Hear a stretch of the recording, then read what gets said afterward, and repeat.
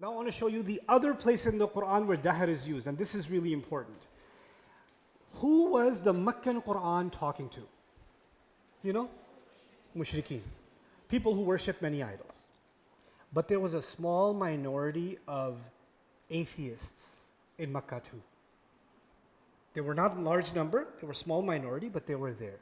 And actually, some level of atheists or materialists have always been there in every society, even though majority of human cultures and civilizations have had some kind of religion. But there's always been a small group that are just materialists or nihilists. This world is all there is, this life is all there is, there's no afterlife, there's no God, etc., etc. Okay? So there were people like that also in Mecca. And even though they're a very small minority and they don't represent any authority, they're loud enough and they're important enough that the Qur'an sometimes even records their arguments. And this is perhaps a wisdom in the Qur'an that through time, as Islam goes all over the world, there will be people that will subscribe to that religion also, atheism. And so maybe their worldview from back then, from 1400 years ago, maybe that's old atheism. And maybe new atheists have some really epic new ideas that are like so much more advanced and sophisticated that their aqidah has much stronger foundations now. Right? Maybe that's the case. But Allah decided to record these old Arab desert, atheists that were herding sheep, but were atheists. They weren't PhDs in a university, and recorded their atheistic worldview. And let's see if it's still relevant. وَقَالُوا مَا هِيَ إِلَّا حَيَاتُنَا الدُّنْيَا. They said, it's nothing but our worldly life. That's all there is. This world's life, that's all, and it's ours. Ours is important here because they're saying, who's in charge of my life? I am. Just do as you want, man. You're just going to be here and your cells are going to disintegrate, then a goat's going to eat it. You're going to go into the dirt and you're going to come out like a plant and a goat's going to come bite what used to be your cells. So just enjoy your cells while they're together and live your life. This is just all we have. And then they say, namutu wa nahya. We're going to die. But for now, we're alive. We live. We die. We live. So basically, death is the end. YOLO. This is the Qur'an YOLO. Namutu wa nahya. Okay? This is what it is. But the problem with this is really interesting. The problem is, if an atheist says, there's no God, there's no afterlife, fine. The authority on my life is who? Me. So I'm going to live as I please. Well, if you're going to live and exist as you please, then you shouldn't die. Because then why do you want to die? If it's up to you, then, because if I say I eat, means I choose to eat. I sleep means I choose to sleep. I live, I choose to live. And if you say I die, you choose to die? Why do you want to die? You should just keep living.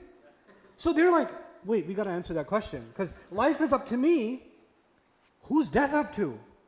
Right? Because they can take credit for life if they want. That's what they want to do, right? But they took credit for death too. So they added, وَمَا يُهْلِكُنَا إِلَّا الدَّهْرِ. It's nothing but this all-swallowing time. That's the one that kills us. Time kills us. Okay, we die. Okay, no. I didn't mean we die.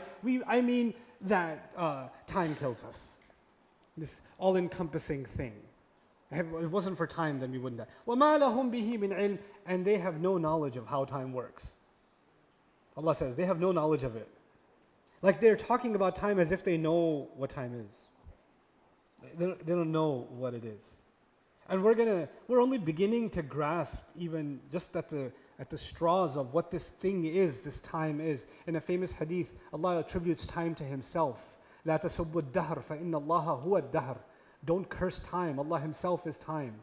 Meaning Allah Himself is the owner of time. Like Allah calls Himself Nur, Allah also calls Himself Ad-Dahr. Right?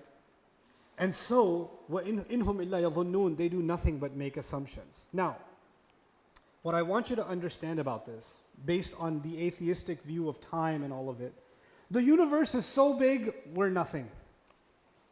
We agree. Muslims and atheists agree on this one. The universe is so vast, and we are an accidental little planet where just these few cells came together after billions of permutations and bajillions of permutations. So we're here, just by this happy accident, so just live it up. That's their view. You know what they use this as? They use this as an argument that we are so insignificant that if there is a God, he's probably busy running other galaxies and other nebulas and other dimensions and worried about black holes. He doesn't have time to deal with my insignificant little few, organic matter that came together. So they use the insignificance of the human being physically to basically argue that we are too insignificant and we're basically an accident, and therefore there's no need to be concerned with a God. Even if there was one hypothetically in this fourth dimension that we can't. Hey guys, you just watched a small clip of me explaining the Qur'an in depth as part of the Deeper Look series. Studying the Qur'an in depth can seem like a really intimidating thing that's only meant for scholars. Our job at Bayyinah is to make deeper study of the Qur'an accessible and easy for all of you. So take us up on that challenge. Join us for this study, the Deeper Look of the Qur'an, for this surah and many other surahs on bayyinatv.com under the Deeper Look section.